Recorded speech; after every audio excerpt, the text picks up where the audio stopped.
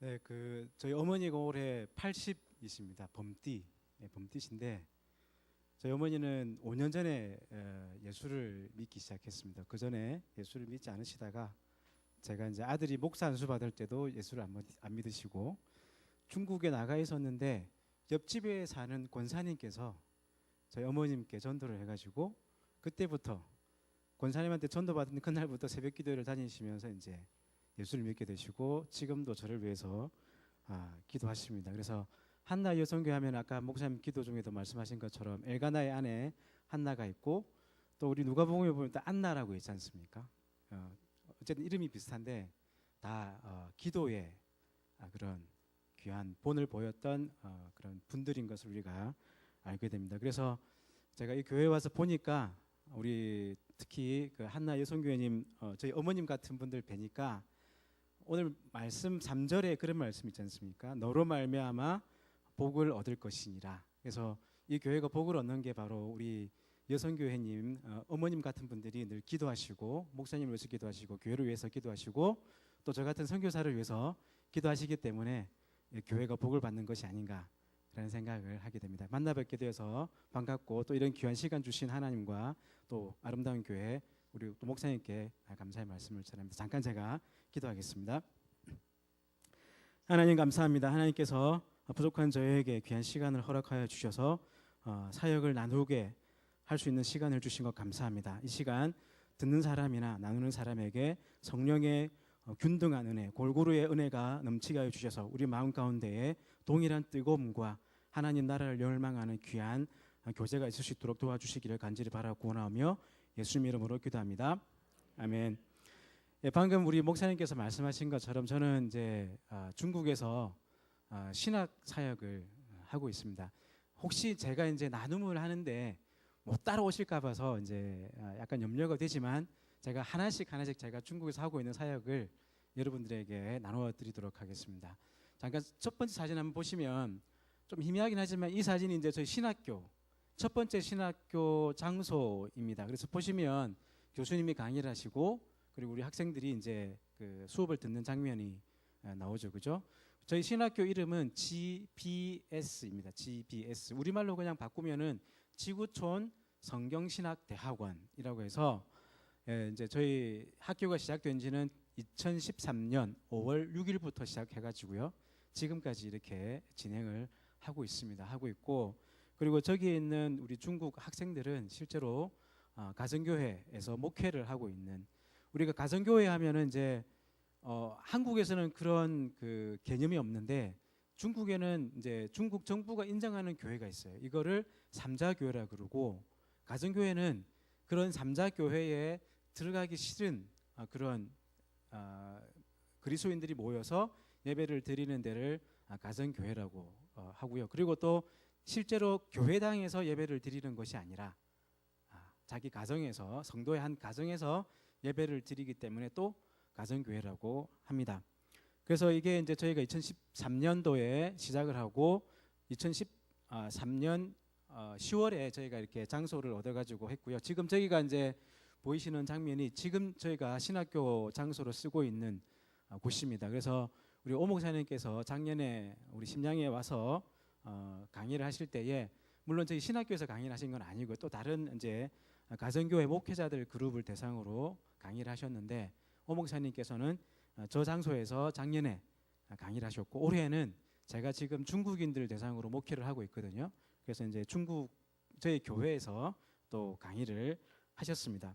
그래서 저는 지금 첫 번째 사역 중에 하나가 바로 방금 말씀드린 것처럼 GBS 지구촌 성경신학대학원이라는 그곳에서 교무처장을 맡고 있습니다. 그래서 저는 이제 중국 동포가 아니고요. 저는 고향이 경남 통영입니다. 경남 통영이고 그리고 이제 저희 신학교에서 통역을 하는 분은 작년에 아마 와서 여러분들 만나 뵌 줄로 제가 알고 있는데 이창은 목사님이라고 그분이 이제 저희 학교에서 통역을 하고 또 그 학생처장으로 같이 저랑 학교를 섬기고 있습니다. 그리고 방금 제가 이제 소개해드린 우리 이창은 목사님이 이제 단동이라는 지역에 있어 제가 조금 이따 지도도 보여드릴 건데 단동이라는 지역에서 뭘 하고 있냐면은 저기 중국 남쪽에 아주 남쪽이거든요. 그래서 구름의 남쪽, 그래서 운남이라 그래요. 운남. 예. 구름의 남쪽이면 아주 먼 곳이잖아요. 그래서 그곳에 있는 소수민족 학생들을 불러와서 학교를 하고 있어요. 학교를. 예, 학교를 하고 있는 잠깐만요. 너무 앞서가지 마시고 예, 이 사진인데 이거는 제가 3월달, 4월달에 이 학교에 가서 제가 강의를 하고 있습니다. 1박 2일 가서 강의를 하고 있는데 이 학교의 이름은 브나야 신학교입니다. 브나야 신학교. 그래서 우리 이창은 목사님이 저희 GBS에서 통역으로 이제 섬기고 있고 본인은 또 자기가 살고 있는 단동이라는 지역에서 아버님이 이미 아버님도 목사님이신데 10년 전부터 이 브나야 신학교를 세워가지고 우리 저기 구름의 남쪽 그쪽에 사는 소수민족들을 목회자로 길러서 지금 이미 그 지역에 있는 많은 교회들이 이 학교를 졸업한 학생들에 의해서 아주 든든하게 세워져 가고 있는 것을 제가 보고 왔었거든요. 그래서 저도 이제 이 학교에 가서 사역을 하고 있습니다. 그리고 이제 저희 교회가 하는 사역 중에 하나가 뭐가 있냐라면은 이제 제가 심양에서 중국인 교회를 개척을 하고 세우고 그리고 그래서 2011년도에 10월달에 저희 교회 성도들과 저랑 같이 10명이서 방금 말씀드린 구름의 남쪽을 갔습니다. 그러니까 자꾸 이렇게만 표현을 하니까 잘 감이 안 오실 것 같은데 얼마나 뭐냐라면은 제가 좀 있으면 김포에서 비행기 타고 제주를 가거든요. 그러면 그게 1시간도 안 걸리잖아요. 근데 제가 사는 심양에서 비행기를 타고 구름의 남쪽을 가려고 그러면 6시간 걸립니다. 이제 감이 오시죠, 그죠? 예. 이제 감이 오시는데 저도 이제 저희 교회에서 그 지역을 가서 이제 여러 소수민족을 만나 보고서 이제 무슨 사역을 시작했냐라면 다니엘 프로젝트라고 왜 우리 성경에 다니엘 선지자 있잖아요, 그죠? 그래서 다니엘이 바벨론의 포로로 끌려가서 거기서 이제 갈대아의 학문을 배우고 거기서 나중에 이제 그 총리도 하고 그렇게 되지만 저희가 이제 소수민족 학생들을 입양을 했습니다.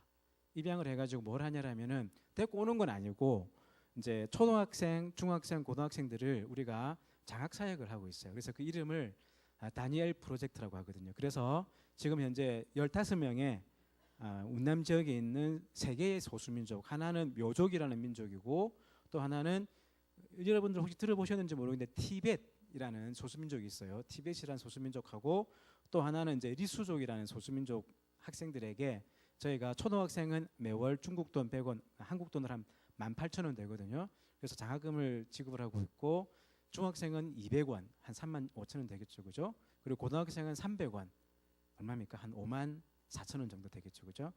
아유, 그것 가지고 무슨 장학금이 됩니까? 이렇게 생각하실 수가 있는데요. 100원이라도 이 학생들한테는 상당히 큰 돈입니다. 그래서 저희가 학생들에게 100원씩 지원을 해주면은 학생들은 그 돈으로 우리도 왜 학교에서 급식을 먹지 않습니까? 그래서 급식도 먹을 수가 있고 또 이제 남는 돈으로는 자기 학용품이나 이런 거를 구입을 할 수가 있습니다. 그래서 저희가 이 사역을 시작한 지도 이제 2011년 11월부터 시작했으니까요. 지금 계속해서 그것을 하고 있고 그래서 한 달에 한 4,000원 정도 중국 돈 4,000원이면 한국 돈으로 한 70만 원 되거든요. 그래서 그 돈이 모금이 되어서 저희가 계속 학생들을 지금 지원을 하고 있습니다. 그리고 엊그제 제가 이제 목회하는 교회에 이 다니엘 프로젝트를 담당하는 자매가 있습니다. 이 자매가 직접 운남성에 가서 저희가 지원하는 학생들 가정을 방문하고 또 오늘은 그 교회에서 같이 예배도 드리고 또 학생들을 격려하고 공부를 잘하고 있나 이렇게 도시락만 까먹고 댕기는 거 아닌가 이렇게 이제 가서 살펴보고 격려하고 이제 내일이면 다시 심양으로 돌아오게 됩니다. 그래서 우리가 운남이 어디냐 잠깐 중국 지도를 한번 보여주실까요? 한국 지도 보이시죠, 그죠? 희미하지만 한국 지도가 여기 있으면 레이저비가 있으면 좋겠는데 한국 지도에서 조금 위에 보시면은 그 심양 글자가 있어요. 저기가 심양이라는 데입니다. 심양. 보이죠, 그죠? 약간 이쪽에 멀지 않습니다. 압록강 위에 보면 있는데 운남은 어디냐라면은 바로 여기입니다. 여기 이 지역. 그러니까 심양에서 비행기를 타고 6시간 걸린다라는 게 실제로 가능한 일입니다. 그래서 가다가 한 40분 서거든요. 40분 서고 그다음에 이제 또 날아가고 모든 시간을 포함을 해서 6시간 걸립니다. 그래서 이제 제가 소수민족을 섬기고 있고 또 우리 방금 말씀드린 이창은 목사님이 사역을 하고 있는 브나야 신학교 소수민족 학생들을 대상으로 하는 신학교에서 또 제가 강의도 하고, 실제로 저희 GBS 안에서도 소수민족 학생이 있습니다. 학생도 있고, 지금 제가 대략적으로 하고 있는 사역 중에 한 파트가 뭐냐라면 바로 신학교 사역이나 또 우리 오목사님 오셔가지고 가정교회 목회자들을 양육하는 것과 같이 그런 사역들을 제가 지금 하고 있습니다. 그리고 두 번째는 뭐냐라면은 방금 말씀드린 것처럼 실제로 우리가 그 소수민족 지역을 가서 한번 보면, 제가 1971년생이거든요. 경상남도 통영군 광도면 영호리 출신인데 저는 잘 모르겠어요. 그때 당시에 저희 가정이 어땠는지, 먹고 살만했는지. 왜냐하면 제가 아주 어릴 때 통영 시내로 나와가지고 저희 아버님이, 돌아가신 아버님이 이제 중국집을 하셨거든요. 그래서 그때는 먹고 살만하니까 저는 어렸을 때에 저희 집이 많이 가난했다라는 생각은 안 해요. 초등학교까지는. 그런데 어쨌든 아마도 그래서 이제 명절이 되면 고향을 가지 않습니까? 할아버지도 계시고 또 다른 친척들이 있으니까 그때 가서 저희 고향 마을을 보면은 좀 그랬거든요. 그러니까 지금의 그 운남에 있는 소수민족 지역이 바로 그래요. 집도 그냥 황토로 지어서 있고, 방 안에는 방도 없어요. 그냥 집 안으로 들어가면은 그냥 5촉짜리 전구 켜놓고, 그리고 이 켠에는 아궁이가 있고 굴뚝도 없습니다. 그냥 이렇게 솥 하나 걸어놓고 시렁에다가 이제 밑에는 장작 떼어서 하고, 저기 구석진 데는 부부가 살고 이쪽 구석진 데는 침대 2층짜리 침대에서 애들이 같이 거기서 자고. 그러니까 집안에서 불을 피워서 음식을 하니까 온 집안이 시커매요. 그름 때문에. 하여튼 그런 아주 열악한 지역이거든요. 그 지역이. 그래서 이제 그런 데서 학생들을 불러오고, 아니면 이제 못 오니까 저희가 장학금을 모아서 보내주는 그런 소수민족 사역을 제가 하고 있습니다. 이제 그 방금 전에 제가 지도를 보여드렸는데, 중국은요 이렇게 동서 길이가 5,500km예요. 안 놀리시네요, 그죠? 예. 한국은 동서 길이 아무리 길어도 300km 됩니까? 예. 제일 긴 데를 직선으로 그으면 이렇게 걷는 것도 아니고요. 그냥 직선으로 그었을 때의 제일 긴 거리가 5,500km입니다. 이렇게 남북을 제일 긴 거리로 직선으로 했을 때는 5,200km입니다. 역시 안 놀리시는데 인구는, 공식적인 인구는 14억입니다. 예, 이제 우하시는데 예, 이런 게 나와야 돼요. 그러니까 이런 얘기를 성도들 앞이나 아니면 단기 선교 나오는 팀들 앞에서 막 이런 얘기를 하잖아요. 우리 한국 분들은, 그러니까 어차피 한국 사람들이니까 제 얘기 듣고서는 그냥 가만 계세요. 왜냐하면 한국에서는 그거를 경험을 할 수가 없으니까 체감을 못하는 거잖아요. 그러니까 딴 세상 얘기니까 뭐 중국, 예, 그러니까 안 놀래는데, 그러니까 중국 안에다가 한국을, 남한만요. 남한을 몇 개 담을 수가 있냐면 106개를 담을 수가 있습니다. 한반도 북한까지 다 합치면은 46개를 담을 수가 있습니다. 그러니까 중국이 엄청나게 큰 나라죠, 그죠? 그러니까 그 안에 다양한 문화, 다양한 민족, 다양한 언어. 그 중국은 언어만으로 분류를 하면은 400개 민족이 나옵니다. 실제로는 56개 민족이라고 하지만 경상도 언어 뭐 이렇게 해도 다 통하잖아요, 그죠? 우리가 전라도 말을 들어도 통하고, 경상도 사람이 전라도 말을 들어도 통하고, 그 사람하고 경상도 말로 전라도 사람하고 의사소통을 해도 다 통하잖아요, 그죠? 그런데 중국은 그게 안 돼요. 같은 한족이라도 아주 좀 그 뭡니까, 좀 그 저기 서쪽 지역에 가면은 깐수성이라고 있는데, 거기 가면은 A라는 말하고 B라는 말이 한 10km, 20km, 많이 떨어져 봐야 50km예요. 근데 자기 동네 말로다가 서로 의사소통하면 안 통한답니다. 저희 교회 형제 중에 한 명이 깐수성 형제인데 본인이 그래요. 이쪽 마을 말하고 저쪽 마을 말하고 자기 순전하게 100% 자기 동네 말을 쓰면 안 통한대요. 그러니까 중국이 그 정도로 넓고 광대하고 광활하고 또 아주 많은 것들이 포함되어 있는, 마치 그 이제 경제학 용어에 보면은 그 샐러드 볼, 샐러드 그 뭡니까, 그 사발이라는 게 있는데, 샐러드는 과일 맛도 있고 양상추 맛도 있고 방울토마토 맛도 있고 다 그게 있잖아요, 그죠? 근데 중국은 그 샐러드 사발이 아니라 용광로와 같은 나라예요. 그게 무슨 말이냐면은 한족이 중심이 되어서 모든 소수민족들을 한족화시키는 그런 무섭고도 두려운 나라가 바로 중국입니다. 그래서 우리가 한국 사람들이요, 전 세계 사람들 보면은 일본도 별로 안 무시하고 또 중국도 별로 안 무시하는데 유독 한국 사람만 중국하고 일본을 무시하거든요. 아주 특별한 민족인데 지금부터 제가 말씀을 드리면 이제부터는 일본은 모르겠지만 중국은 좀 겁을 잡수셔야 될 것 같아요. 그래야지 그래야지 좀 중국을 제대로 이해할 수 있는 그런 뭐라고 할까요? 그런 발판이 생길 것 같아요. 제가 2011년도에 아까 말씀드린 것처럼 운남을 갔습니다. 운남을 갔는데 제가 정말 그 티벳의 수도가 라사라는 데거든요. 거기를 가고 싶어가지고 혼자서 궁리한 게 뭐냐라면은 지도 잠깐 보여주시겠습니까? 지도가 필요한데 여기가 이제 아까 말씀드린 것처럼 곤명 여기 운남이면 여기가 라사예요. 라사. 네팔 바로 위에 있거든요. 그럼 이제 여기서 곤명에서 이렇게 해서도 라사를 갈 수가 있어요. 갈 수가 있는데 제가 그때 이제 그 곤명에 있는 선교사님을 만나서 이제 이런 얘기를 하니까 그러면 내가 티벳 형제 하나를 소개시켜 주겠다 그러더라고요. 그래서 이제 그 티벳 형제를 만났습니다. 점심 때 제가 밥을 사면서 만났는데 제가 그런 얘기를 했거든요. 우리 형제 내가 그 라사를 가고 싶은데 나중에 알고 보니까 외국인은 라사를 가려 그러면 라사 정부가 발급한 여행 허가증이 필요하다고 하더라. 그래서 내가 고민 끝에 라사 가는 걸 포기했다 그랬거든요. 그러니까 그 형제가 저를 빤히 쳐다보면서 이럽니다. 선생님 왜 포기하십니까? 선생님은 그냥 라사를 가셔도 아무 문제가 없습니다. 그 다음에 무슨 말을 할게요? 저랑 똑같이 생겼기 때문에 선생님은 그냥 거기 가면은 티베트 사람인 줄 알지 한국 사람인 줄 모를 거라고 그냥 가시라고 그러더라고요. 그래서 그 얘기를 듣고서는 이 친구가 나를 놀리는 건지 격려하는 건지 조금 헷갈렸었습니다. 그리고 또 한 가지 또 재미있는 얘기가 이제 2013년도에 제가 여기 중국이라는 글자가 보이는지 모르겠는데요. 여기 중국이라는 글자 밑에 그 청두라는 도시가 있어요. 여기서 기차를 타고 저기 기퉁이 왼쪽 기퉁이 끝에 보니까 무슨 글자가 하나 보이죠, 그죠? 저게 우르무치라는 데예요.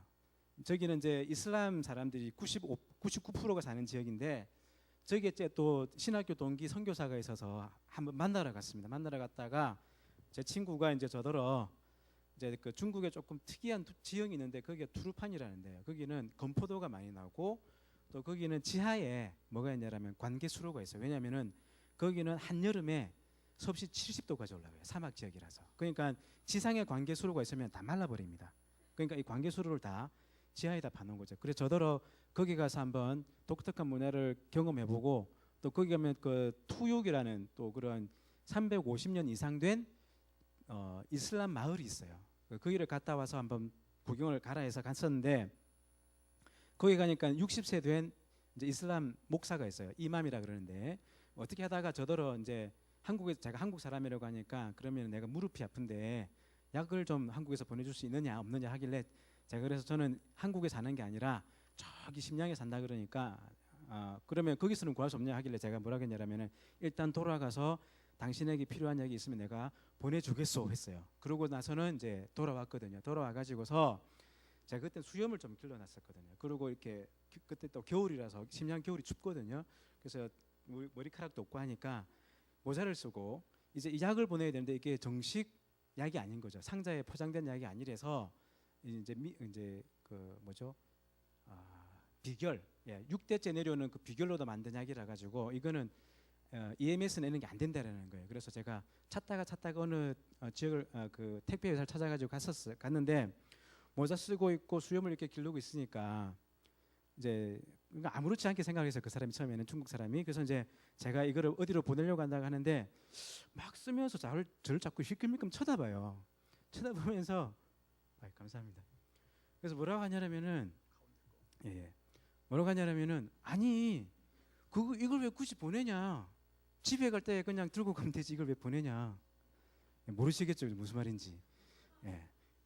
아까 말씀드린 이 지역에 사는 사람들은 위구르족이라고 약간 그 투르크 그러니까 터키 계통 그쪽 사람들하고 생긴 게 똑같거든요. 그러니까 제가 수염도 길렀죠, 모자도 쓰고 있죠 이러니까 제가 그쪽 사람인 줄 알고 이 약을 왜 굳이 내가 보내려고 하느냐? 그냥 집에 갈 때 가져가지. 그러더라고요. 그래서 하나님께서 저를 만드실 때 참 오묘하게 만드셨다. 예, 아주 성교적인 인물로다가 외모로다가 만들어 주셔가지고 정말 감사하게도 지금까지 사역을 하고 있습니다. 제가 왜 처음에 제 소개부터 안 하고 이제 이 사역부터 소개를 드렸냐라면은 저도 이제 예수 믿는 가정에서 태어난 사람이 아니라서 이제 고등학교 3학년 때 예수를 믿기 시작했고 대학을 다니면서 이제 CCC라는 데서 이제 그 대학생 훈련을 받았습니다. 그래서 그때부터서 이제 선교에 대한 어떤 그런 강한 부르심을 갖게 되었고 그 다음에 이제 내가 선교를 하려면 어떻게 해야 될까 기도하는 끝에 제가 95년도 대만에서 이제 유학을 하고 있었는데 94년, 95년 이 여간에 그때 이제 열심히 기도하는 중에 95년 첫 번째 주일 그 주일날 오전 예배는 대만 교회에서 예배를 드렸는데 그 목사님이 하시는 설교가 뭐냐라면은 열심히 기도하는 자에게 하나님께서 응답하신다라는 내용이었거든요. 그리고 오후에는 대만에 있는 그 유학생 교회를 갔습니다. 이제 한국 사람들 모이는 교회인데 그날에 이제 1월 첫 주로 와서 특별히 이제 목사님 그 교회는 원래 전도사님이 사역을 하신 교회인데 특별히 목사님 오셔가지고 이제 성찬식을 하시면서 이제 설교를 하면서 이제 하시는 말씀이 여기에 있는 모든 유학생들이 목사가 되든지 선교사가 되었으면 좋겠다라는 그런 강한 도전을 하시더라고요. 그래서 제가 그때서야 확답을 얻었다라고 이제 다짐을 하고서 유학을 포기를 하고 그냥 다시 한국으로 6개월만 있다가 돌아왔습니다. 돌아와가지고 그 뒤로 대학을 졸업하고 이제 여기 수원에 있는 합동신학대학원으로 진학을 했습니다. 대학원을 진학을 하고 나서 열심히 기도를 한 게 뭐냐라면은 이제는 내가 나중에 선교사로 나가야 되는데 그냥 지금 나가면 내 아내나 이제 내 가족이 중국에서 적응하는 게 쉽지가 않겠다라는 생각을 해서 신학대학원 들어가면서 기도했던 게 뭐냐면은 중국에 있는 한인교회에서 2년 정도 사역을 했으면 좋겠다라고 이렇게 기도를 했습니다. 근데 하나님께서는 그거 시간을 자꾸 늦추시더라고요. 그러다가 3학년 1학기 때 한 학기만 더 하면 졸업이잖아요. 근데 오라고 하더라고요. 어느 교회에서. 그래서 저는 그냥 미련 없이 왜냐하면 제가 기도하던 내용이었으니까 한 학기 남겨놓고 휴학계를 내고 중국 북경 베이징으로 갔습니다. 이제 제가 그때에 어떤 사역을 할까 많이 생각을 하고 있었냐라면 신학교에 대한 사역을 많이 생각을 하고 있었어요. 그러다가 북경에서 한 3년 가까이 생활을 하다 보니까 주변에 선배 선교사님들이 신학교를 많이 하는 거예요. 그래서 제가 북경을 떠나면서 내린 결론이 뭐냐라면은 나까지 신학교를 할 필요가 있느냐라는 결론을 내려놓고서 중국을 떠나와서 이제 제가 지금 파송교회는 대구에 있거든요. 그 대구에 가서 3년 사역을 하는 중에 저게 계속 뭔가가 부딪히는 게 뭐가냐라면 소수민족인 거예요. 그래서 또 열심히 소수민족 사역을 위해서 기도하고 어느 선교단체에 가서 훈련도 받겠다라고 이렇게 했는데 막상 선교사로 나가기 한 6개월 전에 제가 그때 이제 저에게 많은 가르침을 주셨던 목사님 한 분하고 저랑 대학 친구인데 지금 22년째 중국에서 사역을 하는 선교사 친구가 있어요. 이 친구하고 두 분에게 물어봤습니다. 제 진로를. 나는 소수민족 사역을 하려고 하는데 목사님 어떠세요? 친구야 어떠냐? 근데 공교롭게도 두 사람에서 똑같은 답을 저에게 보내줬어요. 왜 소수민족 사역을 하려고 그러냐? 너는 이미 중국에서 많은 경험을 했고 게다가 제가 중어중문학과 출신이거든요. 중국어도 전공을 했고 그런데 네가 그냥 바로 나와서 그 중국인 대상으로 사역을 하면 되지 왜 굳이 해도 안 되는 소수민족 사역을 하려고 하느냐? 거기서부터 제가 혼돈이 생겼어요. 어떻게 해야 되나 하는 중에 저희 파송교회에서 이제 제가 갖고 있는 그 선교적인 어떤 그런 계획하고 저희 파송교회하고 어떤 그런 계획이 맞아 가지고서 제가 지금 있는 심양이라는 곳에 가서 교회 사역을 하게 됐습니다. 하게 됐는데 하나님은 정말 오묘하십니다. 정말 오묘한 게 뭐냐라면은 방금 제가 첫 번째는 우리 GBS 신학교를 소개시켜 드렸고 또 우리 오 목사님 모셔가지고 목회자들을 가정교회 목회자들을 지금 양육하는 사역을 하고 있다라고 말씀도 드렸고 또 제가 단동에 가서 소수민족 신학생들을 제가 강의를 하고 있다라고 말씀을 드렸지 않습니까? 근데 시간이 지나면서 하나님께서 이 길을 어떻게 여시냐라면 때가 되니까 그 일을 하게 하시는 거예요. 아까 2011년도에 운남성에 가서 티베트 형제도 만났다고 말씀드렸는데 저는 소수민족 사역을 하리라고는 꿈에도 생각을 안 하고 있었거든요. 그런데 그때 2011년 10월 달에 운남을 갔다 와서 저희 교회가 아까 말씀드린 것처럼 다니엘 프로젝트라는 소수민족 사역을 하고 있는 거죠. 게다가 또 우리 신학교 안에도 소수민족이 있고 제가 단동에 가서 강의하는 학생들이 다 소수민족 학생들입니다. 그러니까 게다가 또 신학교도 하고 있죠. 그래서 신학교는 2013년도에 시작을 하게 되죠. 그래서 내가 품었던 어떤 그런 계획들이 포기되어지는 것이 아니라 혹은 그것이 폐기되는 것이 아니라 하나님께서 때가 허락이 되니까 하나님께서 그 일을 할 수 있도록 하나씩 이게 가지를 쳐주시고 그 일을 잘할 수 있도록 또 그런 뭡니까 환경을 만들어 주신다라는 것을 제가 거기서 많이 알게 되었습니다. 알게 되었고 그래서 지금은 제가 멀티플레이어입니다. 축구에서 중요한 포지션이 뭐냐면은 이 사람은 아무 자리가 없는 거예요. 이 수비도 잘하고 또 이렇게 중앙에서 또 이렇게 볼 배급도 잘하고 또 골도 잘 넣고 이런 사람은 멀티플레이어라 그러거든요. 그래서 제가 신학교에서는 교무처장으로 했고 또 오목사님 나오셔가지고 하는 그 목회자 훈련에서는 또 제가 미흡하지만 또 거기서 또 행정 일을 또 제가 도와드리고 있고 또 단동의 신학교에 가서 또 신학생들을 대상으로 성경을 가르치고 있고 또 저는 이렇게 주일마다 저희 교회에서 또 설교도 하고 성경을 가르치고 이렇게 하고 있습니다. 제가 이제 보시면 저희 가족 잠깐만 사진을 제가 잠깐 방금 그 사진 띄워주시겠습니까? 이제 여러분들이 이제 잘 심양이 어딘지 잘 모르실 것 같아서 여기 동해라고 적혀 있죠, 그죠? 동해가 있고 여기가 지금 서울입니다. 서울이고 여기가 이제 여기 어디쯤 평양이 되겠죠, 그죠? 평양이고 여기가 압록강이고 그다음에 이게 두만강입니다.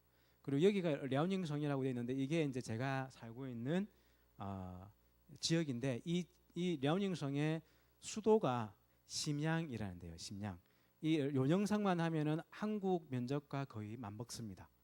이 요령상 안에는 14개의 도시가 있고 그 중에서 제일 중심 도시가 바로 제가 살고 있는 심양이라는 곳이고 여기는 이제 지린 이게 중국말로 하면 지린이고 한국말로 하면 길림이에요. 길림. 그래서 이제 길림에 있는 게 유명한 게 바로 백두산이에요. 백두산. 여러분들이 알고 있는 것처럼 여기에 가면 연변, 우리 연변에서는 이렇게 예전에 그런 개구도 있었는데 여기 이제 연변은 본래 6개의 그 시가 있어요. 자치주 안에. 그래서 그 중에 우리가 잘 알고 있는 시가 바로 연길이고요. 그리고 이제 연변에서 이쪽으로 오면은 뭐가 있냐면 용정이라는 데가 있어요. 그래서 얼마 전에 작년에 윤동주라는 영화가 나왔었죠, 그죠? 그래서 그 윤동주가 태어나고 또 윤동주를 기념하는 학교가 있는 곳이 바로 여기 길림성에 있습니다. 그리고 여기는 흑룡강성인데 여기 흑룡강성은 또 할빈이라는 도시가 그 지역의 수도이고 할빈하면 여러분들이 기억나시는 분 누가 있으세요? 안중근.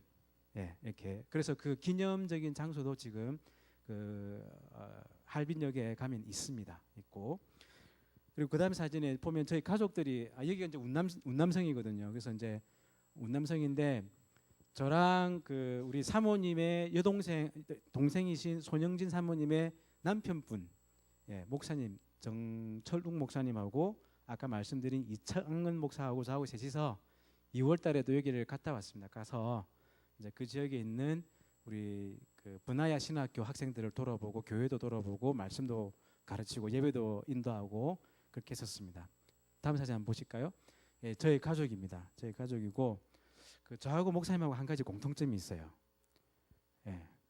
중국말로 제 띠리엔이라 그러는데 제가 뭐냐면 누나예요. 띠는 남동생이고 그래서 연상연하 커플. 저도 연상연하 커플입니다. 그리고 저희 딸 수빈이고 제 딸 아들 지학 이지학이고요. 제 아내 박미림 사모입니다. 제 아들 이름이 지학이에요. 지학.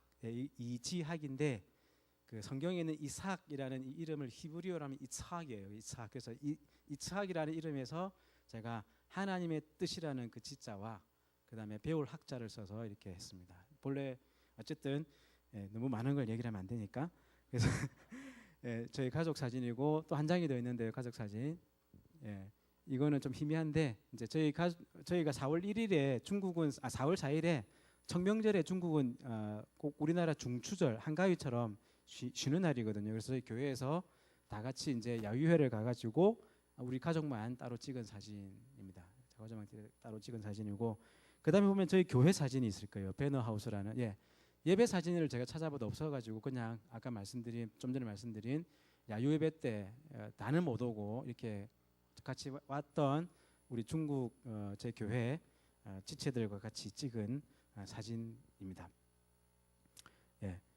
저는 이제 중국에서 이제 그 2007년 8월 22일 날 19일 날 파송 예배를 드리고 8월 22일에 심양이라는 곳으로 들어갔습니다. 들어갔고 이제 거기서 방금 제가 제 사역을 쭉 말씀드린 것처럼 가르치는 사역을 하고 있고 목회를 하고 있고 또 소수민족을 지원하는 그런 사역을 진행을 하고 있습니다. 저는 이런 사역을 통해서 하나님께서 저에게 주신 분명한 목적을 알게 됐습니다. 그게 뭐냐면 바로 오늘 우리에게 주신 창세기 12장 1절부터 3절에 있는 말씀인데, 저는 우리가 사람이기 때문에 혹 이 말씀을 보면서 다른 생각을 할 수가 있을 것 같아요. 복이라고 하고 또 크다라는 얘기를 하니까 뭔가 어떤 이 현세에서의 어떤 내가 누릴 수 있는 그런 복을 생각할 수도 있을 것 같아요. 그런데 저는 이 말씀 중에서 가장 제 마음 가운데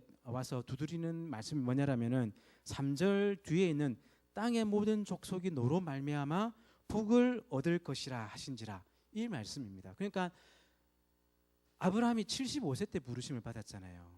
더군다나 오늘 또 한나 여성교회 이제 헌신 예배인데 아마도 이 75세 어간에 계신 분들일 것 같습니다. 저희 어머님이랑 비슷한 또래들이실 것 같은데, 저는 우리 어머님 같은 분들에게 이런 말씀을 드리고 싶어요. 늦은 게 아니다.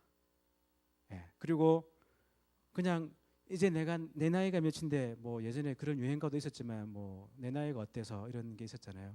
그래서 그런 자신감을 가졌으면 좋겠습니다. 하나님 앞에서의 그런 자신감. 왜냐하면은 사도행전 2장에 가서 보니까 요엘서를 인용한 말씀이 있어요. 베드로가 많은 그 디아스포라 유대인들 앞에서 예수님에 대해서 간증을 하는데 그때 그 요엘서 말씀을 인용을 합니다. 그때 보면 어떤 말씀하냐라면 하나님이 말씀하시기를 말세에 내가 내 영을 모든 육체에 부어주리니 너희의 자녀들은 예언할 것이요 너희의 젊은이들은 환상을 보고 너희의 늙은 이들은 꿈을 꾸리라. 그러니까 우리 어머님들은 아이고 이제 내가 뭐 허리도 꼬부랑하고 다리도 아프고 무릎도 아프고 한데 뭐 하겠어가 아니라 꿈을 꿀 때라는 거죠. 그래서 그 꿈이라는 건 뭐냐라면 바로 나를 통해서 모든 민족이 복을 누리는 그런 꿈을 꾸시라는 겁니다. 그래서 열방을 위해서 기도하시고 못 나가시지만 제가 제 어머님께 여쭤봤어요. 어머니 비행기 못 타세요? 그러니까 아이고 나 이제 비행기도 못 타겠다 이러시더라고요. 그래서 혹시 못 나가시더라도 이 땅에서 이 교회에서 아무도 모르게 하나님만 아는 그런 열방을 위한 기도, 그리고 선교사들을 위한 기도, 교회를 위한 기도, 목사님을 위한 기도, 이런 기도를 우리 어머님들이 이곳에 심으시면 바로 그 기도를 통해서 세상의 많은 열방들이 바로 어머님들을 통해서 복을 얻게 될 것이다. 성별은 다르지만 어머님들이 이제 아브라함이 되는 거죠. 어머님들을 통해서 더 많은 잃어버린 영혼들이 하나님께로 돌아오게 되는 그런 놀라운 일들을 겪게 될 것이다라고 저는 고민을 해드리고 싶습니다. 마지막 사진이 한 장 돼 있는데요. 이 사진을 보면은 지금 제가 수염을 좀 기르고 있죠, 그죠? 여기 보면 이제 혹시 보셨는지 모르겠지만 정철웅 목사님이시죠, 그죠?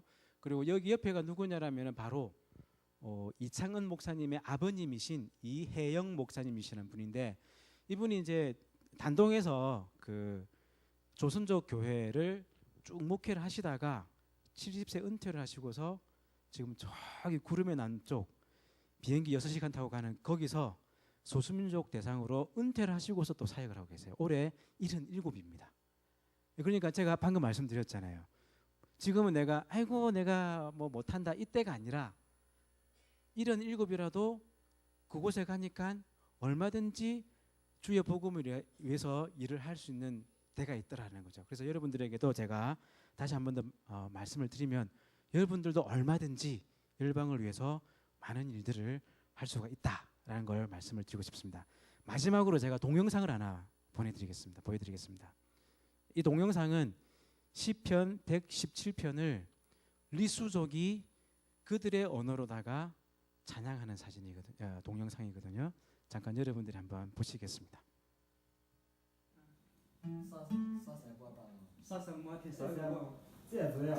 중국말이 아니기 때문에 제가 못 알아먹습니다.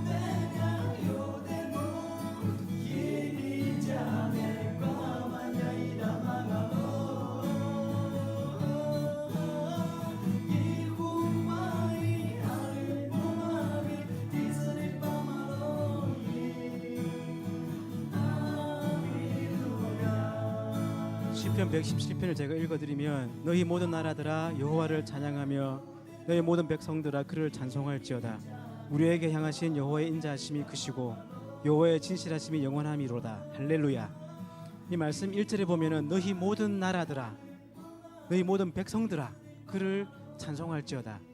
시편에서 이 예언의 말씀을 하고 있지 않습니까? 이 말씀이 계시록 5장과 7장에 가면은 모든 민족과 열방과 방언과 백성들이 하나님을 찬양하는 내용이 나오지 않습니까? 누구를 통해서요? 바로 아브라함과 같이 열방을 향하여서 나아가는 사람들, 아브라함과 같이 열방에게 하나님의 복을 끼치기를 원하는 그런 하나님의 백성을 통하여서 바로 이 일들이 이루어진다라는 것입니다. 그래서 제가 목사님께 오늘 그 말씀 제목을 보내드렸는데 그 말씀 제목이 선교, 쉼표하고 떠나라 이렇게 되셨던 것이죠. 그래서 우리가 선교라고 하면 뭐냐 많은 거창한 것을 생각을 할 수가 있겠지만 저는 딱 한 가지 포인트만 말씀드리겠습니다. 나를 통하여서 땅끝이 열방이 민족들이 하나님의 복을 얻는 것이 바로 선교다라고 말씀을 드리고 싶습니다. 내가 어떤 일을 하든지 무엇을 하든지 그게 중요한 것은 아닙니다. 뭐가 중요하냐? 내가 어떤 마음으로 하나님 앞에 서 있느냐, 그게 더 중요하다고 저는 생각을 합니다. 그랬을 때에 나의 마음 가운데에 품고 있는 이 소원이 뭐를 통해서 드러나겠습니까? 나의 기도와 나의 삶을 통하여서 가까이에는 이웃에게, 조금 멀리로는 열방을 향하여서 기도를 하게 되고 선교사들을 위해서 기도를 하게 되고, 그래서 그들의 사역과 또 그들의 수고를 통하여서 많은 열매를 맺게 되는 것. 그랬을 때에 방금 이 시편 117편 찬양처럼 모든 열방들과 민족들이 하나님을 찬송하게 되는 그런 날이 오게 될 줄로 저는 믿습니다. 왜냐하면은 여호와의 인자하심이 크다라고 하고 있어요. 기다리시는 겁니다. 그 날이 오기를, 그때가 오기를, 그 수많은 민족과 열방들이 하나님께 나오기를 하나님은 기다리고 계시는 것이고, 그리고 하나님의 속성 가운데 한 가지 아주 중요한 속성이 뭐냐면 진실하심, 변함이 없으신 하나님이시지 않습니까? 그래서 그 변함이 없으신 하나님은 그래서 영원하신 하나님이신 것이죠. 그래서 하나님은 기다리시고 변함없이 열방들이 하나님께로 나오기를 기다리고 계시는데, 그 일을 위해서 나는 무엇을 할 것인가? 아브라함처럼 우리가 기도하고, 아브라함처럼 우리가 나아가고, 아브라함처럼 우리가 떠날 때에 바로 이 일이 세계 열방 민족들 곳곳에서 일어나게 될 것이다 라고 저는 보게 됩니다. 그리고 끝으로 우리 다시 한 번 더 우리 어머님 같은 분들에게 권해드리면, 끝까지, 아까 목사님께서도 예배 드리다가 하나님 나라 가는 거를 기도하셨는데, 기도하시다가 열방을 위해서 기도하시다가 잃어버린 영혼을 위해서 기도하시다가 하나님 나라 가는 그런 영광된 날을 맞이하기를 간절히 바랍니다. 제가 잠깐 기도하겠습니다.